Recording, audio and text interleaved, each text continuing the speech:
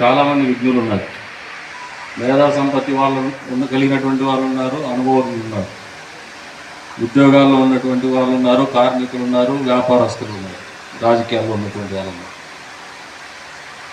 అందరికీ కూడా తెలియనటువంటి బాధ ఉంది. ఈ ఐకమత్యం అనే నినాదం వెనుక కావచ్చు, ఈ సమావేశాల వెనుక కావచ్చు, అందరికీ కూడా ఉన్నటువంటి బాధ కానీ దుగ్ధ కానీ ఏమంటే రాజకీయ ప్రాధాన్యత తరబడుతోంది, మన సమస్యల మీద పోరాడేటువంటి వేదిక లేకుండా పోతుందనేది అందరికీ అంతర్లీనంగా ఉన్నటువంటి ఆలోచన. ఈ ఆలోచనని ఒక కార్యరూపం దాల్చాలంటే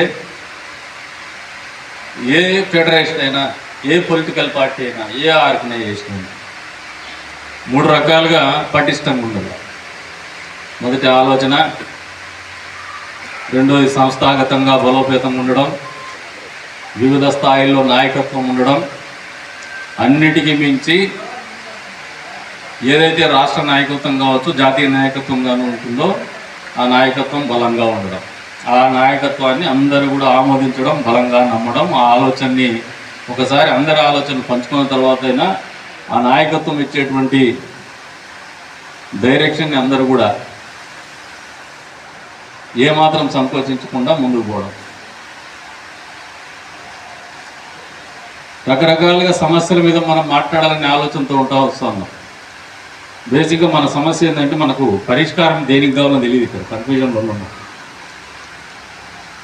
అది రాజకీయ పరిష్కారం కావాలన్నా, లేదా చేనేత కార్మికుల సమస్యల గురించి పరిష్కారం కావాలన్నా, లేదంటే ఈ జాతి అభ్యున్నతి కోసం పాటుపడేటువంటి ఆలోచనతో, విధానంతో ముందుకు పోవాలనే ఆలోచనతో మనకు క్లారిటీ పొరబడతా ఉంటుంది.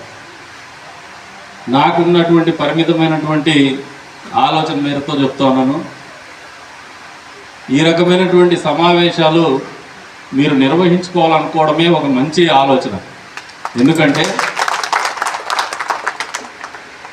Meeting of minds, meeting of people, it makes difference. ఖచ్చితంగా 10 మంది ఆలోచనలు కానీ 10 మంది మనుషులు కానీ కలిస్తే చాలా బలంగా ఉంటాయి. ఒక సంకల్పంతో కలిస్తే మరింత బలంగా ఉంటుంది. అణగారిన వర్గాలని చెప్పడంలో పడుతున్నామని సిగ్గుపడద్దండి. ఇంకా అణగారిన వర్గాలు కాదు, మనంతకు మనం స్వయంగా అణచివేయబడుతున్నటువంటి వర్గాలు. మనల్ని ఎవరు అణచేయరు.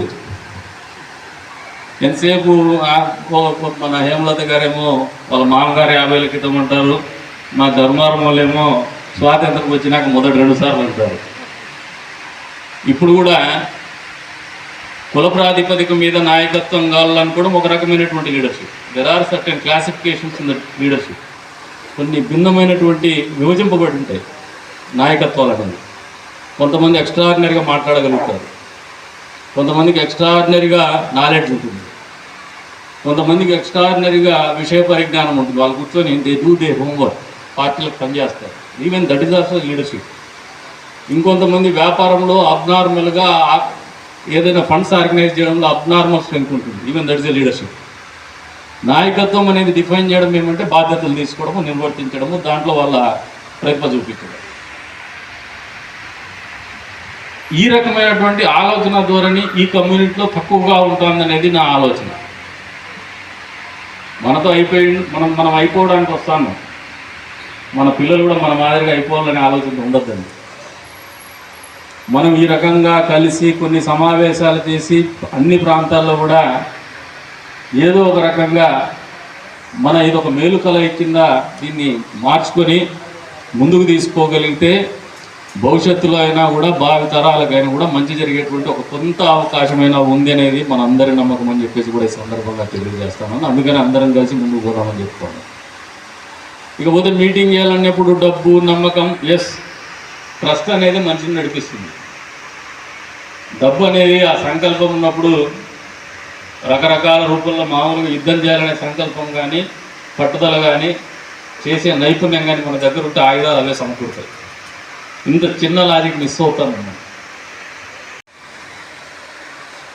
ఇప్పుడు మనం మీటింగ్ 4 సంవత్సరాల తర్వాత పెట్టుకుంటే నిజంగా చాలామంది చెప్పినారు వక్తలు, ఇదేదో ఎలక్షన్ స్టంట్ కోసం పెట్టుకుంటున్నారని. Leadership will not get emerged. ఇప్పుడు నా కాన్స్టిట్యున్సీ చెప్తాను, ఒక కేసు కడికి నన్ను ఎప్పుడు సాయిబులు తిడతా ఉంటారు. మాకు అవకాశం రాకుండా చేస్తాడు తెలుగుదేశంలో. రెడ్లు తిడతా ఉంటారు, వీడు ఉన్నంతసేపు మాకు అవకాశం రాదు. కానీ నాకు కులం లేదు అక్కడ. నాకున్నది 6,000 ఓటర్లు. నాకు 60,000 మంది ముస్లిం ఓటర్స్ ఉన్నారు, 40,000 మంది రెడ్డి ఓటర్స్ ఉన్నారు, 35,000 మంది ఎస్సీ ఎస్టీ ఓటర్స్ ఉన్నారు. This is the combination. పక్కలో 7 కిలోమీటర్ నా కాన్స్టిట్యూన్సీ దాటి పులివెందుల హెడ్ క్వార్టర్స్ ఉంటుంది. నేను జగన్మోహన్ రెడ్డితో ఎలక్షన్ చేయాలి. నేను చాలామందికి ఇక్కడ పరిచయం లేకపోవచ్చు. అక్క నేను ఒకటేసారి ఎలక్షన్ కంటెస్ట్ చేసిన జయశ్రీరామ్ గారు. నాకు ఇది 5వసారి. నేను 2 సార్లు ఎమ్మెల్యే అయినా. ఒకసారి నా మీద పోటీ చేసేవాడు నా దగ్గర కౌన్సిలర్ ఉంటే, వీడు నా మీద ఏం గెలుస్తానికి ఇంట్లో పడుకుంటే 700 తొడుకున్నా. రాజకీయాలు ఇట్లా ఉంటాయి. నేను ఎప్పుడు ఈ పదవి ఉందా లేదా అనే ఆలోచన నేను ఎప్పుడు చేసుకోవాలి. బై డిఫాల్ట్ కులరీత్యానో కుటుంబ రీత్యానో రాజకీయం నా వృత్తి కాదు. Certain things are there in my destiny. బహుశా డెస్టినీలో ఉన్నందుకు లాక్కొని వచ్చుంటాం. లీడర్షిప్ క్వాలిటీస్ ఉన్నప్పుడు లాక్కొని వచ్చేస్తాం. కానీ మనలో కూడా చాలామంది ఈ కులాల్లో నాయకులు ఉన్నారు. అన్సంగ్ హీరోస్గానే మిగిలిపోతూ ఉన్నారు.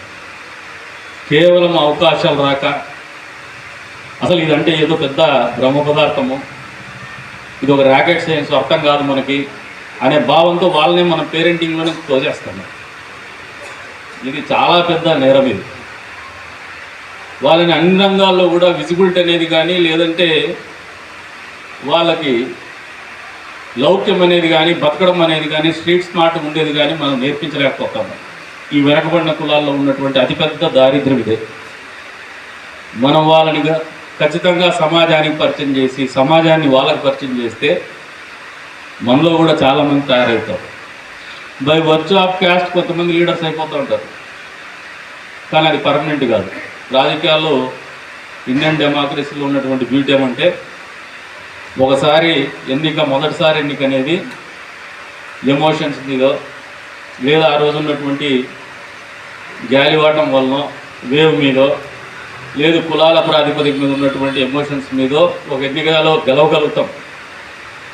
కానీ ఆఫ్టర్ దట్ కాన్సిక్యూటివ్ ఎలక్షన్, వరుస క్రమంలో రెండో ఎన్నిక పోతే all the people they will look at your performance. రెండోసారి మీ పనితీరు చూస్తారు, మీ నాయకత్వ లక్షణాలు చూస్తారు, మీరు పనికి వస్తారా రారా చూస్తారు. ఇవన్నీ ఎందుకు చెప్తాడనంటే, అసలు ఈ సన్నాహక మీటింగ్ కింద ఏమి చెప్తాడని అనుకోద్దండి. మీరు ఆలోచన చేసుకుంటారు కనీసం ఎందుకు ఈ సమావేశాలు అవసరం అనే దానికి ఉపోద్ఘాతంగానే చెప్తున్నాను. ఇది ఖర్చుతో కూడుకున్నదే, కష్టంతో కూడుకున్నదే, ఇబ్బందితో కూడుకున్నదే. రాజకీయ పార్టీల అఫిలియేషన్ ఉండేటువంటి వాళ్ళకి, ఇంకా నాలాంటి వాళ్ళకి ఇంకా ఇబ్బందికరమైందే. అయినా కూడా చేయాల్సిందే. ఎందుకంటే ఈ జాతిలో పుట్టాం మనం. పైనోడు ఇచ్చింది మనతో అంతరించి పోదు. ఇది ఎక్కడో చోట ఈ డిఎన్ఏ కంటిన్యూ అవుతూనే ఉంటుంది. దీన్ని మనం కొనసాగిస్తూనే ఉండాలి. ఇది సృష్టి. This is the nature. You cannot fight against the nature. కనీసం బాధ్యత కూడా ఇది. మీరు ఇప్పుడు 3 నెలలకు 4 నెలలకు మీటింగ్ పెడితే, మా ధర్మారం వాళ్ళు అయితే ఫుల్ జోష్లో ఉన్నారు. రైలు పెడతారో లేదంటే 2 రైలు అయినా పెట్టచ్చు. వాళ్ళ దగ్గర అయితే ఫైర్ అయితే ఇగ్నైట్ చేసినాం.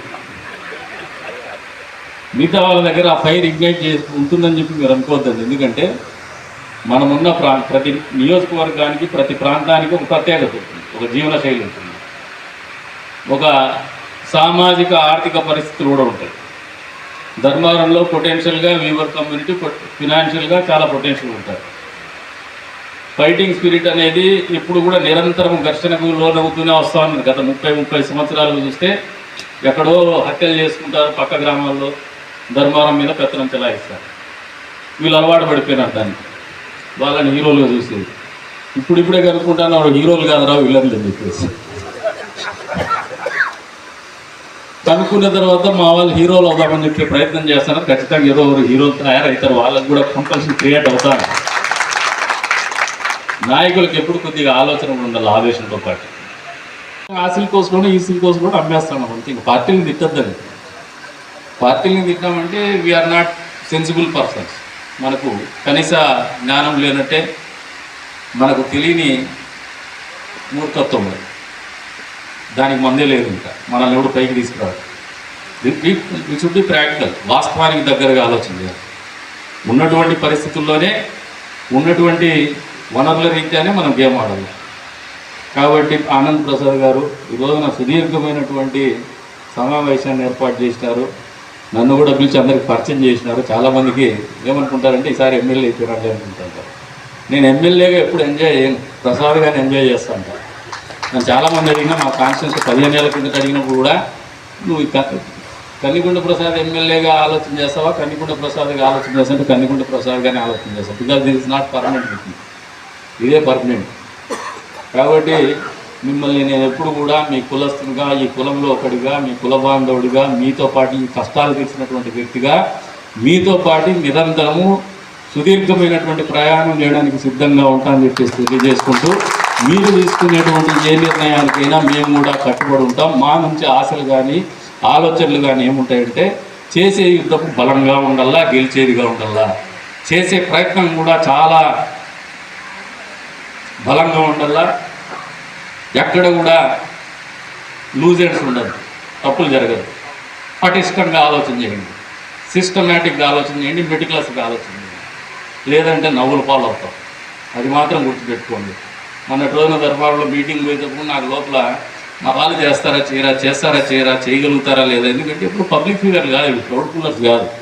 దానికి బ్యాకప్ కూడా నేను ప్లాన్ చేసుకున్నాను. మళ్ళీ వీళ్ళు ఫెయిల్ చేస్తే అందరు నవ్వుబాట్లయితే వాళ్ళు పోతారు, నేను పోతాను రా, నేనేందో 20,000 కష్టం చేసి వచ్చినాను, సరే వాళ్ళ కోసం పోతాను, వాళ్ళు పోయి నేను పోయిన తర్వాత వాళ్ళని వదిలేసి వచ్చేస్తే వాళ్ళు అన్యాయం అయిపోతారని భయం. కాబట్టి మీకు కూడా అదే చెప్తాను, యూఆర్ ఆల్ విత్. ఇప్పుడున్న అందరం కూడా నాకు తెలిసి మనస్ఫూర్తిగా ఉంటేనే ఇంతసేపు ఉంటారు వాళ్ళు. వాళ్ళ శక్తి ఇంత కావచ్చు. ఆ శక్తి మీకోసము, అంటే ఈ ఫెడరేషన్ కోసము, లేదంటే ఈ కులాల ఐక్యత కోసం, ఈ కులాల అభ్యున్నతి కోసం, ఈ కులాల అభివృద్ధి కోసం పాటుపడడానికి మేమంతా సిద్ధంగా ఉంటామని చెప్పేసి తెలియజేసుకుంటూ, మరొకసారి ఆహ్వానించి అవకాశం కల్పించిన మీ అందరికీ కూడా మనస్ఫూర్తిగా పేరు ధన్యవాదాలు తెలుపుకుంటూ సెలవు. ఆల్ ఇండియా వీవర్స్ ఫెడరేషన్ ఆధ్వర్యంలో ఒక చేనేత నాయకులందరినీ కలిపి, చేనేత కులాల 18 కులాల నాయకులందరినీ కలిపి ఇక్కడ సమావేశం ఏర్పాటు చేయడం జరిగింది. ఈ సమావేశంలో అతి త్వరలో రాష్ట్ర వ్యాప్తంగా 18 కులాల చేనేతలతో కలిపి లక్షలాది మందితో భారీ బహిరంగ ఏర్పాటు చేసి చేనేతల యొక్క ఐక్యాన్ని చాటే విధంగా, రాబోయే కాలంలో రాజకీయ పరంగా ఎదిగే విధంగా ప్రతి ఒక్కరూ సమాయత్తమయ్యేటువంటి సందేశాన్ని ఇస్తున్నారు ఇక్కడ. మరి ఈ యొక్క కార్యక్రమానికి ఆల్ ఇండియా వీవర్స్ ఫెడరేషన్ కార్యవర్గం అయితేనేమి, ఆ కార్యవర్గానికి సంబంధించిన ప్రెసిడెంట్ చైర్మన్ బండారు ఆనంద్ ప్రసాద్ గారు, ఆయన నేతృత్వంలో ఈ యొక్క కార్యక్రమం జరుగుతున్నది. మరి ఈ కార్యక్రమ ఉద్దేశము రాజకీయంగా చేనేతలు ఎదగల్లా, కేవలము ఎలక్షన్లకు ముందర మాత్రమే ఈ యొక్క ప్రస్తావన చేయడం గతంలో జరిగింది. కానీ చేనేతలందరూ ఎంత వెనుకబడినారో అటువంటి విషయాలన్నీ కూడా ఇక్కడ చర్చించడం జరిగింది. ఆ కులాలు ఎందుకు వెనుకబడినాయంటే రాజకీయ ప్రాధాన్యత లేకపోవడం వల్ల, ఎవరో ఏదో శాసిస్తే, ఎవరో ఏదో ఏమంటారు